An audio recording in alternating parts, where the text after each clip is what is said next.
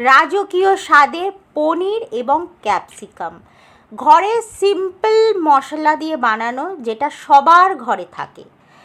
এই রেসিপিটা এতটাই সুন্দর যে যে কেউ বানিয়ে নিতে পারবেন এবং সুস্বাদু, সহজ সরল। চলুন, ক্যাপসিকাম এখানে নিয়েছি পনির, কাঁচা লঙ্কা, টমেটো। কাঁচা লঙ্কাগুলো গোল গোল করে কেটে নিয়েছি, আর পেঁয়াজগুলো দেখুন এইভাবেই কেটেছি। ক্যাপসিকামও দেখিয়ে দিলাম। তো এই সব দিয়েই হয়ে যাবে আজকের রেসিপি। প্রথমেই একটা বাটি নিয়েছি, এই বাটিতে টক দইটা 1 কাপ নিয়েছি এখানে, আর ফ্যাটানো, তবে ফ্রিজের ঠান্ডা না। তো এইতে কিছু মশলা দিয়ে দিচ্ছি।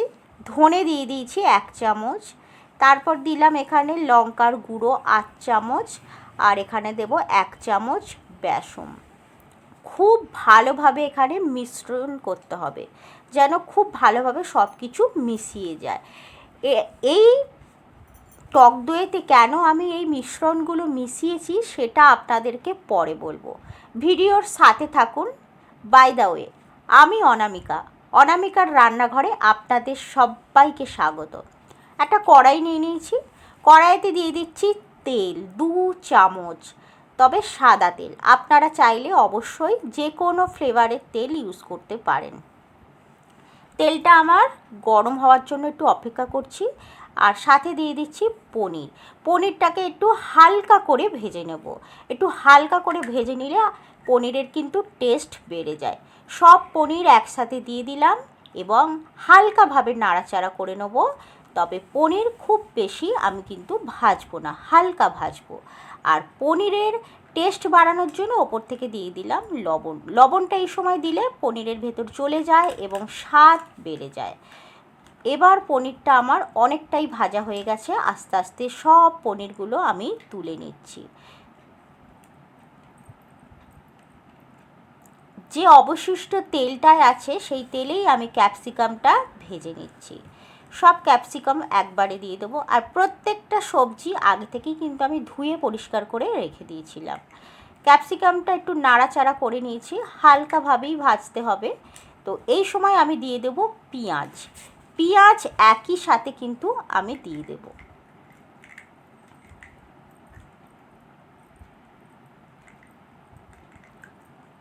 সব পেঁয়াজ এইভাবেই আমি হালকা করে ভেজে নিয়েছি, আর বেশি ভাজার দরকার নেই। এবার সব কিছু আমি তুলে নেব।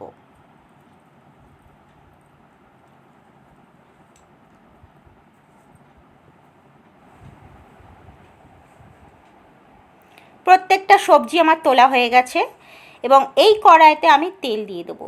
তেল আপনারা যে কোনো ফ্লেভারের ইউজ করতে পারেন, তবে তেলের পরিমাণটা কম বেশি আপনারা রাখতে পারেন। আমি এখানে 2 চামচ তেল দিয়েছি। এবার দেখে নিন ফোড়নগুলো কিন্তু সবটাই ইম্পর্টেন্ট।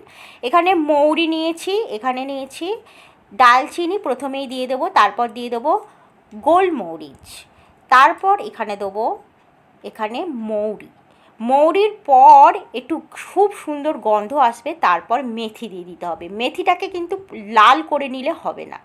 সঙ্গে সঙ্গেই দিয়ে দিচ্ছি এখানে পেঁয়াজের পরিমাণটা একটু বেশি দিতে হবে। আর এখানে পেঁয়াজটা একটু ছোট ছোট করে কেটে নিলেই ভালো হয়, তবে পেঁয়াজ না বেটে কুচি কুচি করে কেটে নিলেই খুব ভালো রেসিপিটা স্বাদ আসবে। একটু আমি পেঁয়াজটাকে নরম করে নেব। পেঁয়াজটা আমার অনেকটাই নরম হয়ে গেছে। তো এই সময় এখানে দিয়ে দিতে হবে অন্য উপকরণগুলো। তো কি দিচ্ছি?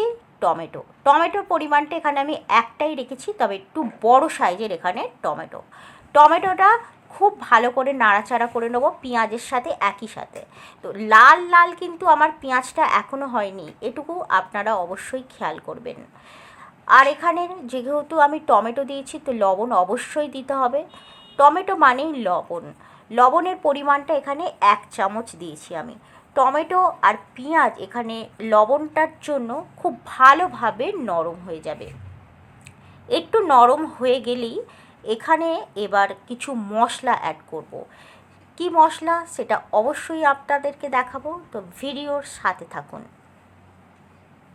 1 চামচ দিয়ে দিচ্ছি এখানে আদা রসুনের পেস্ট, 1 চামচই দিচ্ছি। কারণ খুব বেশি মশলার আমি ইউজ করব না, আগেই বলেছি। তাই খুব ভালোভাবে এখানে কষিয়ে নিচ্ছি যতক্ষণ পর্যন্ত পেঁয়াজ রসুনের বা আদা রসুন সব কিছুর একটা কাঁচা গন্ধ না যায়, ঠিক ততক্ষণ পর্যন্ত এখানে খুব ভালোভাবে কষিয়ে নেব। এবার দিয়ে দেবো কিছু গুঁড়ো মশলা। অনেকটাই আমার কাঁচা গন্ধ আদা রসুনের চলে গেছে। তো এবার আমাকে কিছু গুঁড়ো মশলা অবশ্যই অ্যাড করতে হবে। তো গুঁড়ো মশলাগুলো কি কি দিচ্ছি সেগুলো অবশ্যই আপনারা দেখে নিন। 1 চামচ লঙ্কার গুঁড়ো, আর এখানে দিচ্ছি হলুদ গুঁড়ো। লঙ্কার পরিমাণটা যে যতটা পরিমাণ ঝাল খাবেন ঠিক সেই পরিমাণ দেবেন। আমি এখানে 1 চামচ পরিমাণ লঙ্কার গুঁড়ো দিয়েছি, আর 8 চামচ পরিমাণ হলুদ। 1 চামচ জল দিলাম যাতে মশলাটা পুড়ে না যায়। এবার আমি একটা খুব গুরুত্বপূর্ণ এখানে মশলা দিচ্ছি, যেটা আমি দইয়ের সাথে মিক্সড করে রেখে দিয়ে দিলাম। এখন আপনাদেরকে বলে দিচ্ছি কেন আমি দইয়েতে বেসন, ধনে গুঁড়ো আর এখানে লঙ্কার গুঁড়ো মিশিয়েছিলাম। কারণ এই সব জিনিসগুলো মিশিয়ে রাখলে টক দইটা ফেটে যাবে না। তাই আপনাদেরকে বলেছিলাম সব কিছু খুব ভালোভাবে মিশিয়ে রাখতে। কষাতে কষাতে আমার তেলও ছেড়ে গেছে, আর অল্প একটু এখানে আমি দিয়েছি চিনি। কারণ যেহেতু টক দই দিয়েছি আর টমেটো দিয়েছি, স্বাদটাকে ব্যালেন্স করবে, সেই জন্য আমি দিয়ে দিয়েছিলাম চিনি। চিনিটা যদি মনে হয় আপনাদের মিষ্টি লাগবে সবজি, তাহলে দেবেন না, স্কিপ করতে পারবেন। তবে আমি বলবো অবশ্যই দিন, কারণ সব কিছু ব্যালেন্স থাকবে। আর এটা আচারের যে লঙ্কা হয় না বড় বড়, সেই লঙ্কা গোল গোল করে কেটে দিয়েছিলাম, মশলাতে আমি অল্প অল্প করে এখানে দিয়ে দিলাম, আর খুব সুন্দরভাবে কষাচ্ছি। যতটা ভালোভাবে আমি কষাবো ঠিক তেলও ছেড়ে আসবে। দেখুন কত সুন্দরভাবে তেলটা আমার ছেড়ে এসেছে, ওপর থেকেও মানে ভেসে উঠেছে তেলটা। এইভাবে আমাদের একটু ধৈর্যের সাথে কষাতে থাকতে হবে, আর লো টু মিডিয়ামে এই সময় গ্যাসের ফ্লেমটা রেখে দেবেন। খুব সুন্দরভাবে কষানো হচ্ছে, আর দেখুন কত সুন্দর কালার হচ্ছে, একদম রেস্টুরেন্ট স্টাইলে বানানো হয়ে যাচ্ছে। একবার স্বাদে গুণে অতুলনীয় এই রেসিপিটা, ঘরেতে অবশ্যই বানাবেন। তো এবার আমি সব ভেজে রাখা উপকরণগুলো এক এক করে মিশিয়ে দেবো। এখানে প্রথমেই মিশিয়ে দিচ্ছি ক্যাপসিকাম আর পেঁয়াজটা। খুব হালকা হাতে কিন্তু নাড়াচাড়া করবেন, কারণ পেঁয়াজটা অনেকটা এখানে নরম, আর ক্যাপসিকামটাও নরম, যেন সব কিছু গলে না যায়, সেইভাবেই আমাদেরকে হালকা হাতে খুব ভালোভাবে নাড়াচাড়া করতে হবে। আর একটু একটু করে জল দিচ্ছি, যেহেতু এখানে বেসন আছে টক দইয়ের সাথে, তো গ্রেভিটা কিন্তু পরেতে না অনেকটাই ঘন হয়ে যাবে। তাই এখন একটু পাতলা হয়ে গেলে ঠান্ডা হয়ে যাওয়ার পর কিন্তু গ্রেভিটা আপনাদেরকে বারবার বলছি ঘন হয়ে যাবে। সব কিছু আমি এখানে মিশিয়ে দিলাম। মিশিয়ে দেওয়ার পর ওপর থেকে দিয়ে দিচ্ছি 1 চামচ কসুরি মেথি।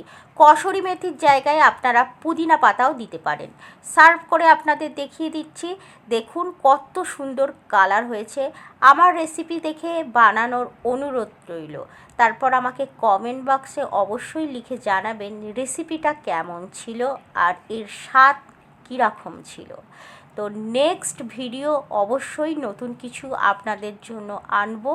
তো আমাকে অবশ্যই সাপোর্ট করবেন, আমার চ্যানেলটিকে প্লিজ সাবস্ক্রাইব করবেন, আর আমার ফেসবুকে একটি পেজ আছে, সেই পেজে অবশ্যই ফলো করবেন। তো পরবর্তী ভিডিও নতুন কিছু নিয়ে আপনাদের সাথে আমার আবার দেখা হবে। তো ততক্ষণ আপনারা সুস্থ থাকবেন, টেক কেয়ার।